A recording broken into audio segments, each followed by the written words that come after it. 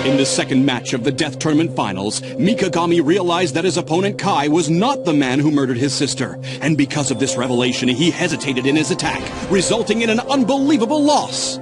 Upon revealing that Kyoza Meguri, their fencing master, was the one who slew Mikagami's sister, Kai declared Mikagami the true heir of the Ice Crest Sword. Then, as retribution, Kai chose death.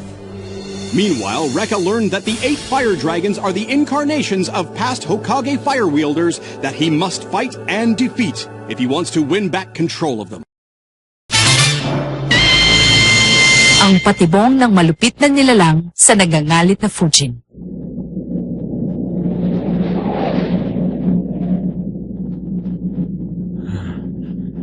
Tayong dalawa naman ngayon, Setsuna.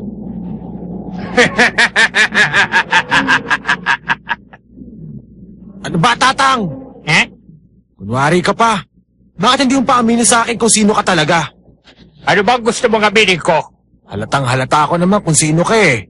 Goku? Ako nga si Goku, ang ikapitong dragon.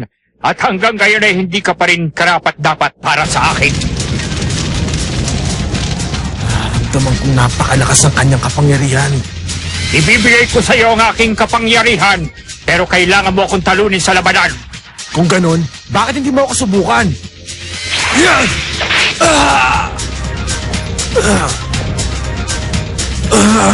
Tapos ka na!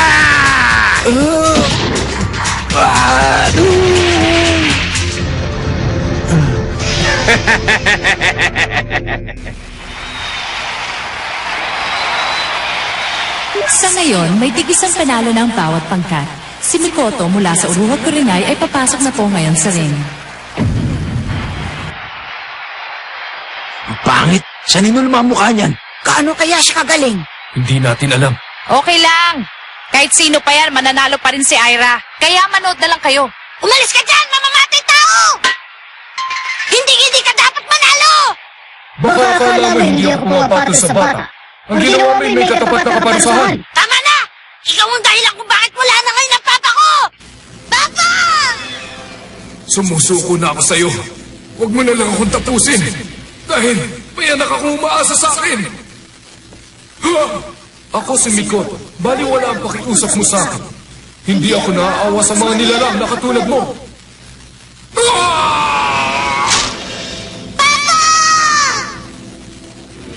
Nakiusap siya sa'yo pero hindi mo siya pinakinggan! Dapat ba akong humingi ng tawad sa'yo? Alam ng tatay mo ang kanyang kapalaran nang matalik siya sa akin. At ikaw ang isusunod ko sa kanya. Tama na! Aira Kirisawa. Pati ba bata papatulan mo? Hindi ka na nahiya. Hindi naman yan makakaganti sa'yo. Ako na lang ang pagtuunan mo ng pansin. Yan ay kung mananalo ko pa sa akin. Maraming salamat sa'yo, boy. Dahil sa ginawa mo, nalaman ko kung gaano kalupit ang halimaw na ito. Isang bagay lang ang pinangako ko sa aking sarili bago ako sumali sa paligsahan ito. Turugin ang sino mang naglalaro sa buhay na kanyang kapwa. Wow! Kahanga-hanga talumpati mo, Aira. Pangako, boy. Ipaghihiganti ko pagkamatay ng tatay mo. Ate Aira! Sige, Aira! Sige, kaya mo yan! Nakakaiyak naman. Bumenta ng gusto ang kwento ng bata sa mga manonood at ngayon kampi na sila sa Hokage. Mikoto, ipakita mo ang kapangyarihan ng Uruha. Nasusunod, Master Kureng. At ngayon, sisimulan na natin ang laban! Para sa ikatlong round ng huling bahagi, si Mikoto, laban kay Aira Kirisawa! Simulan na!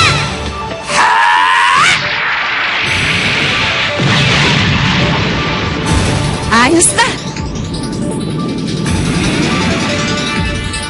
Kanting pamaypayo! Ibang klase, Roha!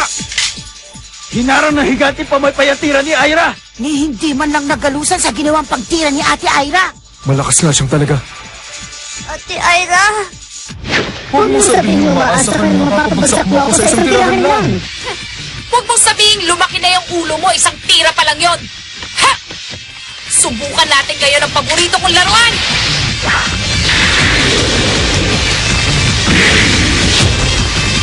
Ito ba? Ha! Ang galing niya, Ate Aira! Hindi pala siya kasing lakas ng akala natin. Sana'y ganun na nga.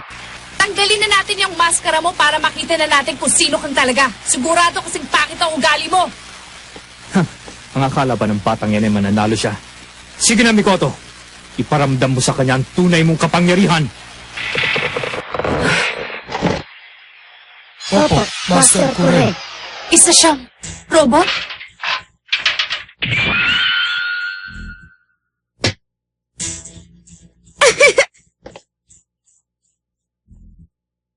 Simulan na natin ngayon ang tunay na laban. Siya pala ang nasa loob ni Mikoto. Malaki ang problema ng taong to. Ha? Hindi naman lumabas ang babaeng niya nang nakipaglaban sa tatay ko, ah!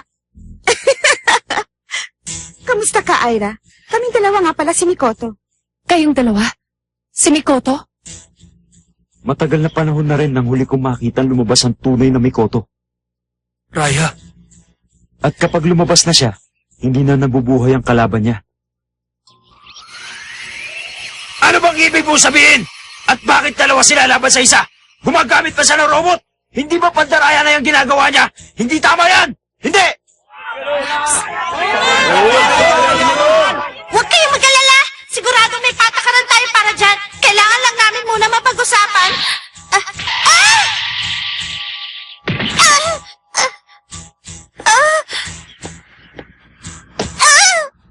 Mag-isip ka munang mabuti bago mo ako pagbintangan, Miss Referee. Sa pagkakaalam ko, wala akong nilalabag na batas. Si Mikoto ay aking anino at ang aking mahiwagang sandata. Isang sandatang nag-anyong tao at may sariling pag-iisip. Maliwanag ba? Kung sasabihin mo iligal ang aking Mikoto, anong tawag mo sa pesting dagang ipinabato palagi ni Aira? Tama na! Sumang-ayon na kami sa sinabi mo. Pero hindi disqualify ka namin kapag hindi mo tinigilan ang pang-aapi sa ating referee. Kung ganon, palitan niyo tong referee niyo ng mas marunong at mas may isip. Tumigil ka na kami! Ito ang tandaan mo. Ako ang kalaban mo, kaya huwag ka namang dabay pa ng iba. Ikaw si Lani, hindi ba? Ito, oh. Maraming salamat, Aira. Bibigyan natin ng leksyon ng babaeng yan. Kaya relax ka lang, akong bahala sa'yo. Sige, Aira. Kalingan mo, ha?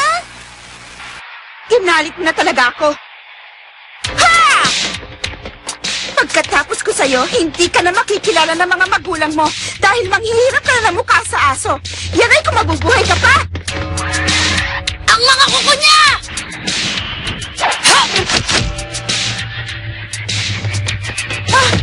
Ha! Yay!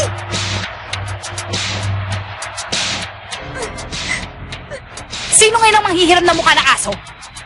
Patawarin mo na ako. Sige na. Sinusunod ko lang naman ang utos sa akin ni Master Kure. Ha? Sa totoo lang, ayoko naman talagang lumaban eh. Bakit kailangan pa natin mag-away?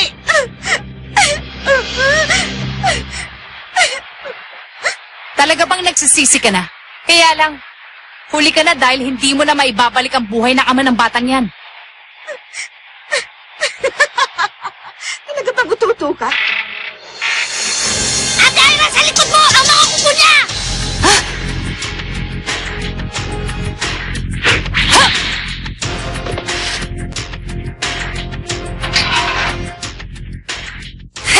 Hindi ko inaasahan na gagawin mo sa akin yun, ha. Mabuti na lang hindi ako napuruhan.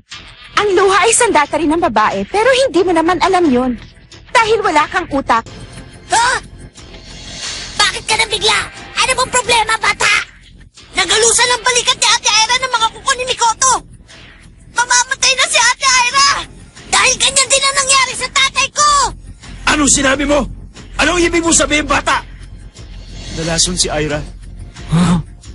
Kung akala nyo ang lahat ng pandaraya na ginagawa ni Mikoto ang tunay niyang kapangyarihan, ay nagkakamali kayo. Ang tunay niyang kapangyarihan ay ang matalas na pamamaraan ng paggamit niya kay Mikoto. Yun ang kanyang mahiwagang sandata. Doku Machine. Ito ay ang pinagsama-samang lason na nagmula pa sa iba't ibang parte ng mundo. Ito ang lason ng mga lason. Unti-unti na nitong sinisira ang iyong katawan at hindi magtatagal hindi ka na nakagagalaw dahil sa kumakalat na lason sa iyong katauhan. Ano? Ha? Wala akong gagawin kung hindi maghintay. Siguro may ilang minuto ka pang natitira. Hindi ka man lang nakapagpaalam sa iyong mga minamahal sa buhay. Isipin mong lahat ng hindi mo magagawa bago ka tuluyang mawala. Hindi pwede yan! Si Ira, ilang minuto na lang ang itatagal ni Ira. Ayan, mukhang unti-unti nang tumatalab ang lason. Kung takot kang mamatay, magmakaawa ka muna sa akin. Pero alam mo naman sigurong, wala akong awa. Talo ka na! Hindi.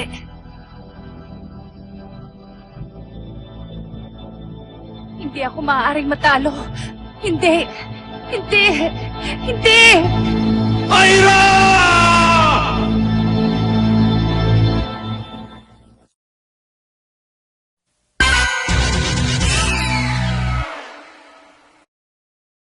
Mga kaibigan, nang ginamit ni Mikoto ang dokumasyon kay Ira, nalagay na po ngayon sa alanganin ng dalaga.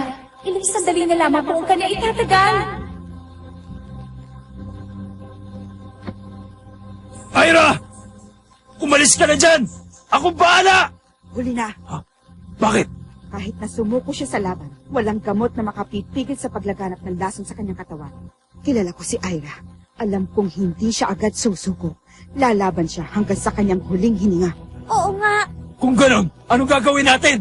Hindi naman pwedeng tumayo na lang tayo dito tumanga habang unti-unting namamatay sa kasama natin! May isa pang pag-asa. Ha? Makinig ka, Ira! Ang Dokumashi na isang espesyal na laso na nilikha upang makapatay ng tao. Ibig sabihin mayroon ding sandata na makapagbibigay lunas sa lasong ito. Hawak ng babaeng yan ang lunas. Sa lasong tinanggap mo. Ang talino niyo talaga. May wagang sandatang lunas. Oo, meron ng lunas. Pero hindi ko dala ngayon.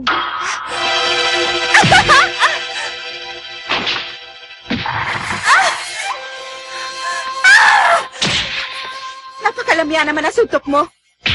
Hindi mo ako talaga matatalo yan! Ate Ira!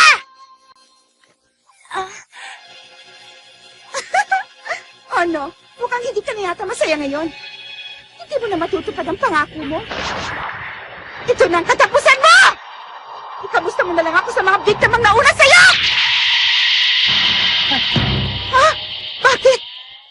Paano mo nakuha ang Dokumashi? Kala mo ba imposible? Dati akong magikero. Alam mo na, Nalason ako! Nalason din ako ng Dokumashi! Ayoko pang mamatay! Kudokugan, ang panglunas sa lason!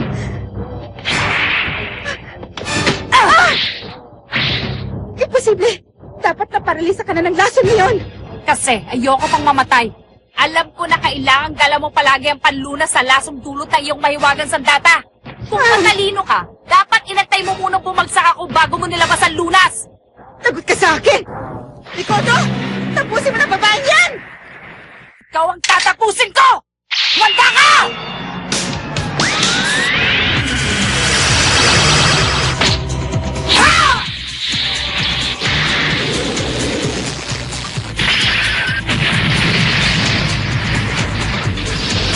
Ang pamaypay! Nasira! Ang kaze na Kodama. Iisa na lang ang natitira. Pero...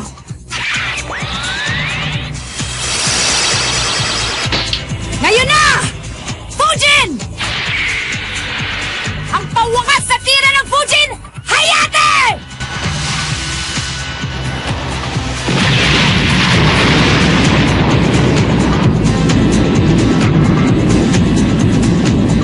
Mikoto!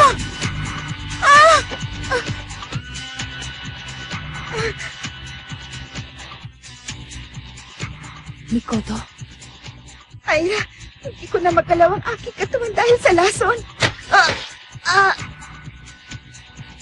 mabuti yan para tumahimik ka na.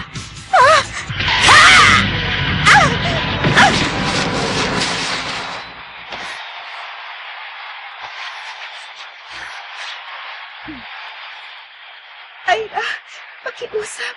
Hindi na ako makalalaban pa. Ang lason ay unti-unti kumakalat sa aking katawan. Ayoko pang mamatay.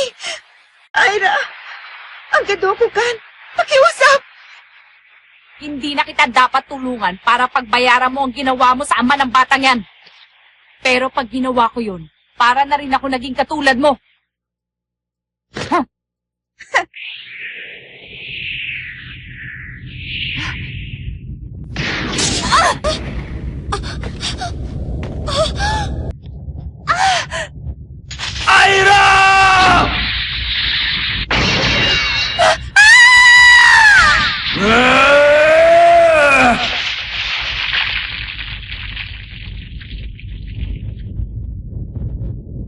Aira! Max! Salamat po.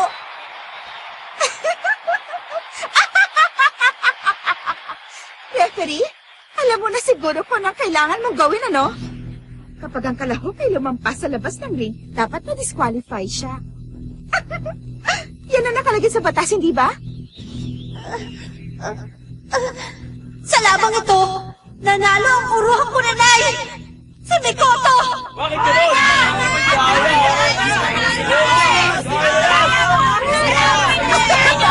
Tumahimik kayo! Si Aira ay walang karapatang sumali sa paligsahang ito! Ang gamot ko! Nawala! Ang gadokugan! Nasa na? Nawala! Si Aira! Niloko mo ko!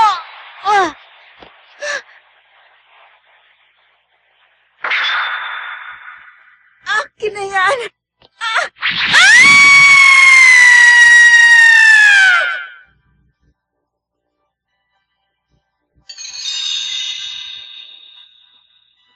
Aira!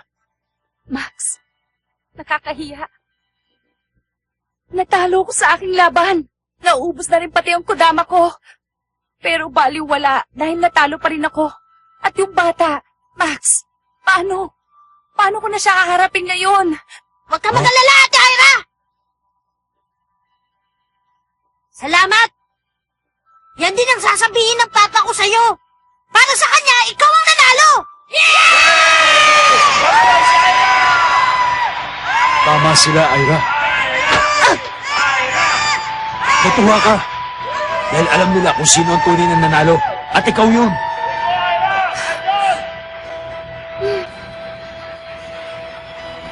Mga hangal, pinagbubunyi ninyo ang mga talunan. Baka nakakalimutan ninyo. Hindi kayo dapat matalo sa susunod na labanan. Ano, Reka? Hindi mo na ba kayang lumaban? Kaya ko patatang. Hindi ako matatalo ng paisa-isang dragon lang. Pagsamahin mong lahat gaya ng ginawa mo kay Magensya. Huh? Natatakot ka ba? Hindi mo ba kayang tisir ang sakit na hatid ng iyong Flame Dragon Combo? Kahit kailan, hindi pa ako natakot. Nakataya ngayon ng maraming buhay sa labang ito. Kaya gagawin ko ang lahat, matalo ka lang, pati na rin si Kunei! Nadare! Homura!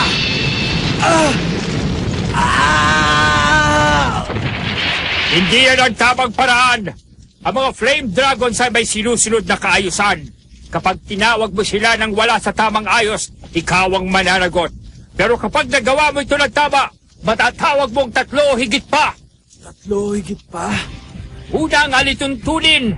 Unahin mong tawagin ang huling dragon na nakuha mo hanggang makarating ka sa una. Ikalawa, ang Flame Dragon Combo ay gumagamit ng iyong enerhiya. Kapag mababa ang iyong lakas, kakanin ka na kanilang apoy. Ikatlo, tandaan mo, hindi lahat ng Flame Dragons ay nagkakasundo. Lalo na si Setsuna na ayaw may pareha sa iba. Huwag kang mag-alala dahil makakaya ko yan. Kaya kong tawagin maski 3 o 4 na Flame Dragons. Lumabas na kayo!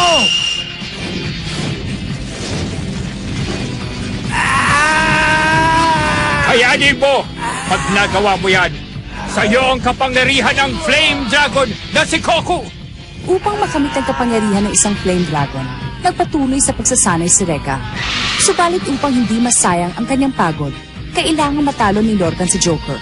At upang mailigtas si Ana, hindi na maaaring magkamali ang pangkat ng Hokage.